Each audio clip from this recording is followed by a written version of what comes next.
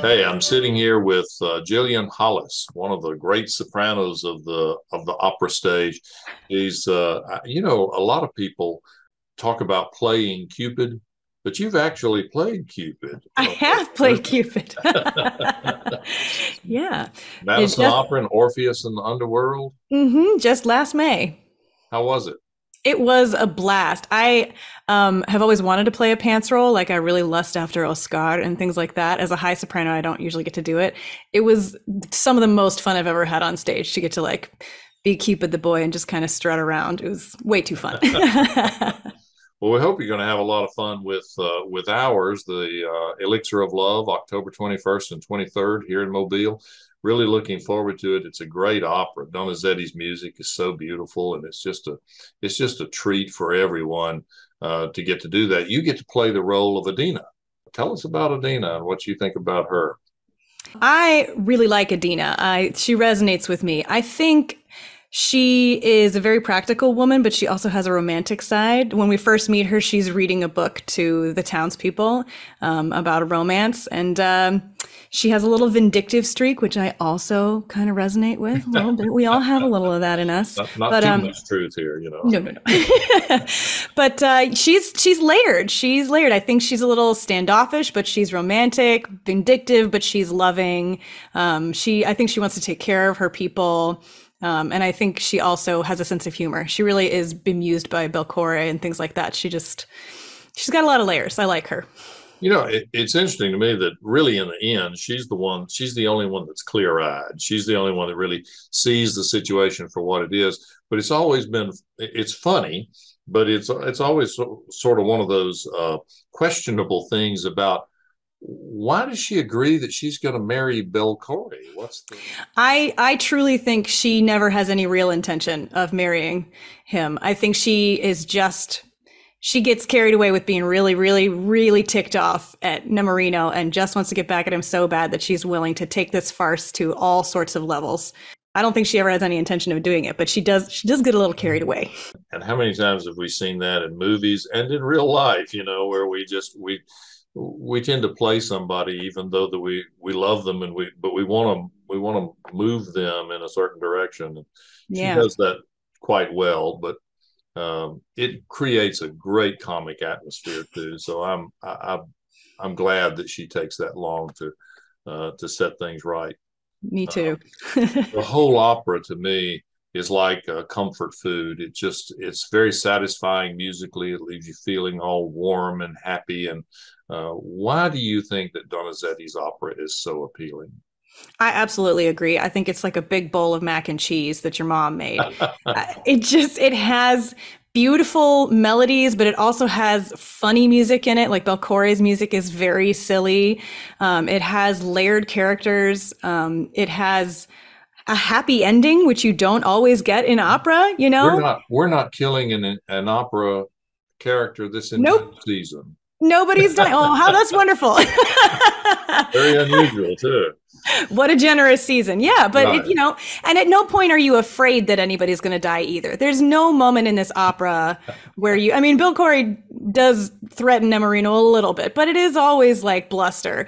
There's no moment where you are scared for anybody. There's no moment where you are just worried that it's going to go straight in the opera direction. And, it just is really fun to sing. Like, just for me, just so fun to sing. It's challenging, but it's not so brutally challenging that I have to, like, not talk to my parents for a week. You know what I mean? Donizetti, I think, would have made an absolute fortune if TV had been around he could have written sitcoms and put them together because he's so masterful at setting up the situation. When you see Nemorino, the wedding date gets advanced and he's desperate to get more of the elixir. So he needs money because he spent all of his money. It just happened to be the cost of the first dose of elixir. So now he's desperate to get more. And he goes and Bill Corey, his rival, can give him the money.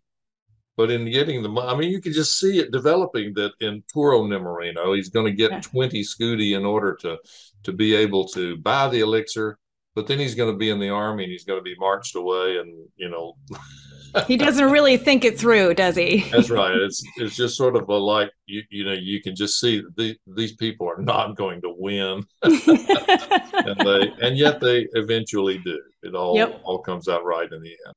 I think it's one of the most appealing operas, but then I think opera's appealing anyway. And what do you think about that? What do you think about opera as an appealing medium, as something that really resonates with people in general?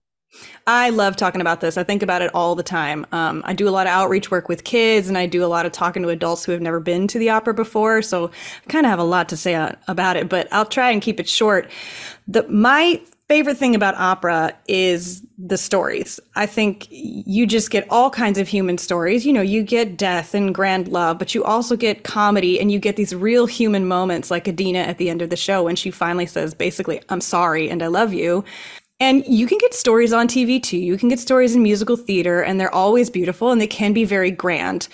But in no other place do you get an unadorned human voice communicating to you what they are feeling deep in their souls. I think there's something really, really special about the way that humans communicate and the way that we just make noise because we want to be understood.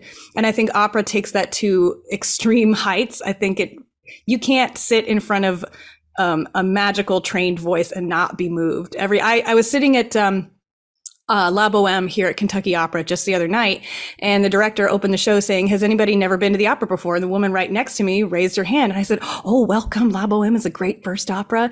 And I said, by the way, the translations are up there. They're super titled. And she's like, oh, good. I had no idea how I would know what was going on.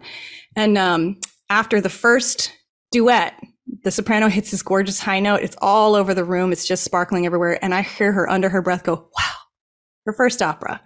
And then you can't help but be moved by that. And then like on top of it, you get glittering costumes and magical sets and fantastic orchestras. Like, I mean, where else do you get all of that in one place? I just think it's communication and then it's magic. What a fabulous summation of that. Thank you, Gillian. We will use that quite a bit. You're going to be quoted a lot. My pleasure. I really believe it. So I noticed that in your biographical information, you have certain additional, besides being a great singer, you have dance. You're a dancer, and that you can do Renaissance and tap. I don't know if those two go together, but that would be interesting. That you're fluent in Spanish, that you make homemade truffles, and that you play the ukulele. I sure do. with that great variety of talent, what made you choose opera? Opera kind of chose me. I went to college as a music education and vocal performance double major.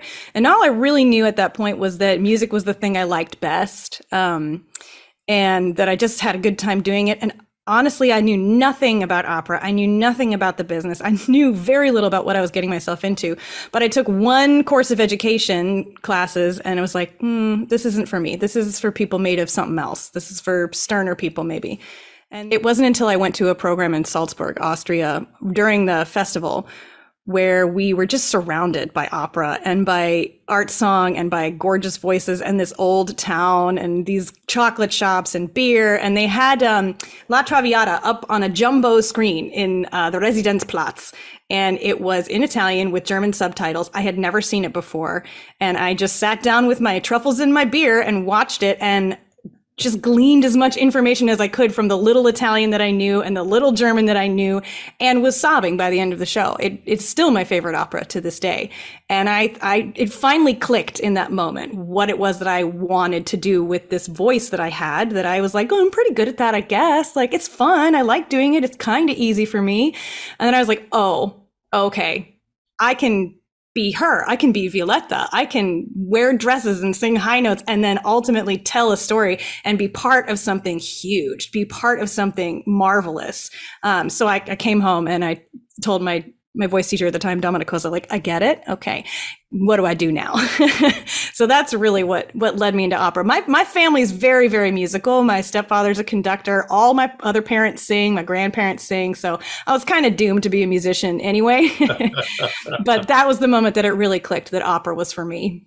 It's funny that it's a very difficult business, actually, and Yeah. you spend thousands and thousands of hours and thousands of dollars to prepare yourself to be able to do something that is essentially spinning some vibrations into the air that lasts nanoseconds or maybe seconds at most.